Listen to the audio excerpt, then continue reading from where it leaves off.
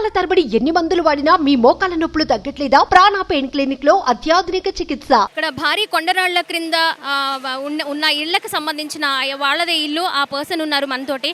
Sir చెప్పండి, house మీదే అని తెలుస్తూ ఉంది. ఎవరున్నారు, ఎంతమంది ఉంటారు అసలు ఆ ఇంట్లో? యాక్చువల్గా అక్కడ బండల కింద అయితే మా హౌస్ ఉందండి. వెనక రేకుల షెడ్ ఉంటుంది. మా హౌస్ పక్క అంటే ఇంకొక 2 గదుల పోర్షన్ ఒకటి ఉంటుంది. మొత్తం 4 గదుల పోర్షన్ అది.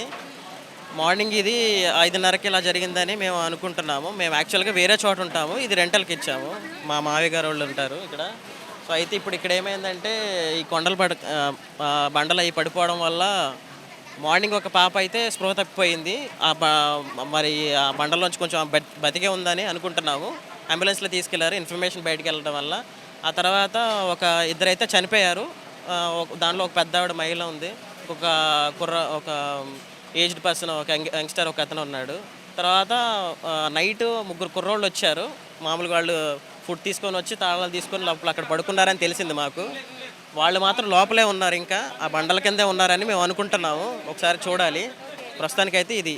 ఎప్పటి నుంచి రెంట్కి ఇచ్చారండి ఇక్కడ హౌస్ మీరు? ఇక్కడ దాదాపుగా ఒక 5-6 నెలల నుంచి ఉంటున్నారండి వాళ్ళు. ఒక 3 రోజుల క్రితమే వాళ్ళు కొత్తగా వచ్చారు. వాళ్ళ ఆధార్ కార్డులు అవి తీసుకుందాము, మరి కావాలి కదా, మాకు డీటెయిల్స్ కావాలి కంటే ఊరు వెళ్ళిన తర్వాత పంపిస్తాము, ప్రస్తుతానికి మాకు కావాలని చెప్పారు. ఇది తీసుకునే లోపల ఇట్స్ హ్యాపెన్ అంతే. మనం చూసుకోవచ్చు, ఇంకా వేరే ఇంట్లో వాళ్ళు, అంటే ఇది 2 కుటుంబాలు ఉన్నాయి కాబట్టి ఒక ఇంట్లో ఇద్దరు, ఇంకొక కొత్తగా వచ్చిన 3 పర్సన్స్ కూడా అక్కడే ఉన్నారు అనే సమాచారం అందుతుంది. వారి పరిస్థితి ఎలా ఉంది అనేది ఇంకా తెలియరాలేదు. మరి భారీ జేసీబీ వచ్చింది కాబట్టి మరి ఆ సహాయక చర్యలు కూడా చేపడుతూ ఉన్నారు కాబట్టి మనకు కొంతసేపట్లో పూర్తి వివరాలు తెలిసే అవకాశం కనిపిస్తూ ఉంది. నాకు తెలిసిందమ్మా, 7:30కి లేచి అప్పుడే కళ్ళు తుడుచుకొని వస్తున్నామా, వానందని లేకపోతే 6ంటికి లేచేవాళ్ళం. అటని వాన వస్తుంది, ఏం చేస్తాంలే అని పడుకొని తలుపులు తీసా, అలా జారిపోయింది. చూసానమ్మా, మేమే చూసాము ముందు.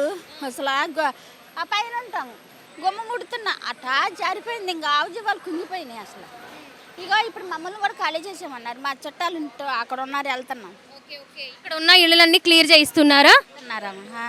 ఇంతకుముందు ఎప్పుడైనా జరిగిందమ్మా ఇలాంటి ఘటన? 10 ఏళ్ల ముందు జరిగిందంట. అప్పుడు మేము వచ్చాం కానీ ఇక్కడ ఇల్లు కట్టల, తాటాకి ఇంట్లో ఉన్నాం. అప్పుడు మా దాకా రాలా, రేకుల షెడ్ అప్పుడు పడింది, మళ్ళీ ఇప్పుడు బాగా పడింది. ఆ ఇంట్లో ఎవరెవరు ఉంటారు, మీకు ఏమైనా ఐడియా ఉందమ్మా? ఉంటారా ఆ ఇంట్లో? ఒకటింట్లో 4 ఉంటారు. కుక్క బతికింది, మనిషి చచ్చిపోయింది. వీళ్ళు కొత్తగా కట్టించుకున్నాము డాబా, అక్కడ ఉంటారు అద్దెకి. పొద్దున్నే పూజ చేసుకుందామని వచ్చిందంట, గోడ పెళ్ళి చనిపోయింది. ఆమె కష్టపడి కట్టించుకున్నాము ఆ ఇల్లు. మాకు భర్త లేడు, ఆ టైపోయింది. మేము కింద ఉంటామమ్మా. ఎన్నేళ్ళ నుంచి ఇక్కడ ఉంటున్నారండి మీరు? మేము చాలా కాలం నుంచి ఉంటాం, కింద ఉంటాం, పైన కింద. ఇంకా ఇదే వస్తుంది. ఇక్కడ ఈ ఏరియాలో అంటే కొండ చర్యలు విరిగిపడిన ప్రాంతానికి సంబంధించిన ఇళ్లలో ఉన్న వాళ్ళని కూడా క్లియర్ చేయిస్తూ ఉన్నారు. ఒక 10 ఇళ్ల వరకు క్లియర్ చేసి వాళ్ళని పునరావాస కేంద్రాలకి తరలించే ఏర్పాట్లు కూడా అధికారులు చేస్తూ ఉన్నారు. ఇక్కడ కొంతమంది ఉన్నారు, అంటే ఇలాంటి ఘటనలు అంతకుముందు ఎప్పుడైనా జరిగాయా, అధికారులు వచ్చినప్పుడు ఏం జరుగుతుంది అనే విషయాన్ని కూడా మనం తెలుసుకుంటాం. ఇలాంటివి ఎప్పుడైనా జరిగాయండి? లాస్ట్ 3 years బ్యాక్ ఒకసారి జరిగిందండి. ఇది మరీ చాలా విపరీతమైన జరిగింది. ఇది చాలా భయాందోళనకు గురి చేసిందండి ఏరియా ప్రాంతానికి అందరికీ. ఎప్పటి నుంచి ఉంటున్నారండి ఈ ఏరియాలో? దాదాపు విజయవాడలో వర్షం పడతా ఉన్నప్పుడు ఇలాంటివి అనేవి సర్వసాధారణంగా మారుతూ ఉన్నాయి. ప్రభుత్వాలు మారుతా ఉన్నా కూడా వీళ్ళ పరిస్థితి అయితే మారట్లేదు. ఈరోజు రాళ్ళు పడి, గతంలో కూడా వర్షాలకి రాళ్ళు పడి ఈ వ్యక్తులు దుర్మరణం చెందుతూ ఉన్నా కూడా పరామర్శలు వెల్లువైతే జరుగుతూ ఉంది, కానీ ఎలాంటి రక్షణ చర్యలు తీసుకోవట్లేదు. మున్సిపల్ కమిషనర్ గారు వస్తున్నారు, మాట్లాడి వెళ్ళిపోతారు. దానికి సంబంధించిన బడ్జెట్ కేటాయించాల్సిన అవసరం ఉంది.